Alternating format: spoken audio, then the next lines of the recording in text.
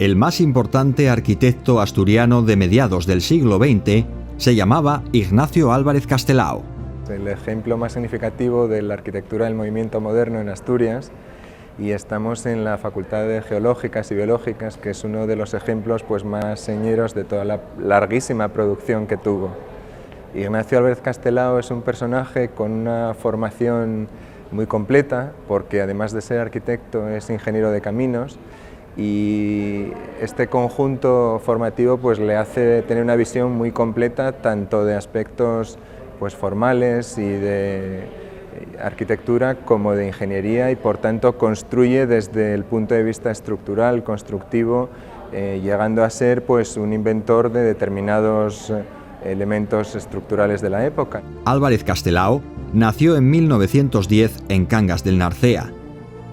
En 1941 entró a trabajar como arquitecto de la Delegación de Hacienda en Oviedo. En su periodo de formación había viajado por Europa, donde tomó contacto con la arquitectura del movimiento moderno.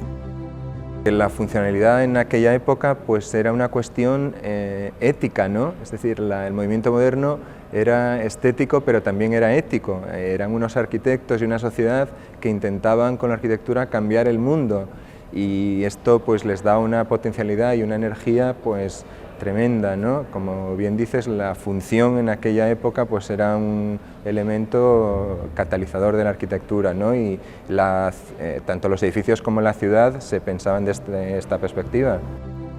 Castelao se fija especialmente en la obra de un seguidor convencido del funcionalismo, el arquitecto y diseñador finlandés Alvar Aalto. Alvar Aalto es un arquitecto que un poco ejemplifica el organicismo, ¿no? Una arquitectura orgánica, sensible, con un tratamiento de la luz nórdico, y por tanto tiene que ver con lo atlántico, circunstancia que Castelao sabe ver y aprender muy bien y manejar y trasladar a Asturias. Y como digo, es un arquitecto con un manejo de la geometría en las plantas, en las formas, muy sensible, muy orgánico. Y en el edificio en que estamos es muy curioso ver el contraste en el mundo geológico, vamos a decir, más duro, más geométrico, con lo biomórfico, lo orgánico, lo más blando de lo que sería la Facultad de Biológicas. La aportación del asturiano a la arquitectura consiste precisamente en la aplicación de esos planteamientos a los edificios que proyecta en la región. Es un arquitecto que después de la guerra es arquitecto de Hacienda, y por tanto ya tiene una posición profesional y de encargos muy importante, y después tiene responsabilidades también supramunicipales de gestión, y yo creo que esto le valió para tener muchos encargos y que supo aprovechar con una gran calidad. Él lo que hace es trasladar todo ese lenguaje de los maestros modernos europeos a sus edificios, y en los edificios podemos ver de una manera bastante clara los paramentos de hormigón armado vistos, la geometría, en este caso curva, de las rampas que van resolviendo el aulario con una forma en espiral, ¿verdad?, mucho más libre, y el lenguaje que podemos ver es un poco la suma, el tratamiento de la luz también de Aalto, la brutalidad entendida como utilizar los materiales en su estado puro y sin más sofisticaciones.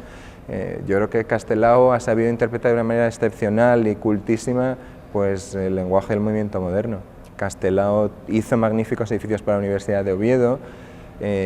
Tuvo cuatro tipologías de edificios fundamentales, ¿no? Equipamientos, como los que estamos diciendo, para la universidad, en medicina, rehabilitó el antiguo convento de San Vicente para filosofía y letras, el convento de Santa Clara también lo rehabilitó para la sede de Hacienda en Oviedo, la Facultad de Medicina, un edificio fantástico, el que estamos, Biológicas y Geológicas, Ingenieros Industriales en Gijón. Y después también tuvo intervenciones muy singulares y de mucha calidad en el centro de Oviedo, residenciales, edificios de viviendas, como son los llamados popularmente el Serrucho y el Serruchín. Su decidida apuesta por la modernidad no escapó de la polémica. La de mayor controversia fue la rehabilitación del antiguo convento ovetense de Santa Clara para convertirlo en sede de la Delegación de Hacienda.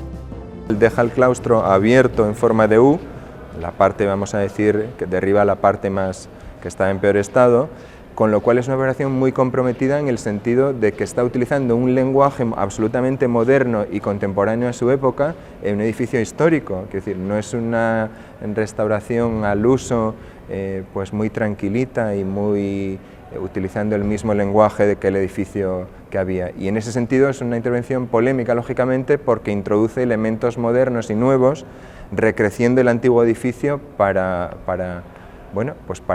poner en definitiva el edificio en su tiempo. Y más allá de sus aportaciones concretas, Álvarez Castelao dejó otras lecciones. La arquitectura al día de hoy, pues hombre, ya ha derivado por otros caminos, pero que duda cabe que la calidad espacial, la calidad de arquitectura que manejó Castelao, pues es una lección de la que todos tenemos que aprender.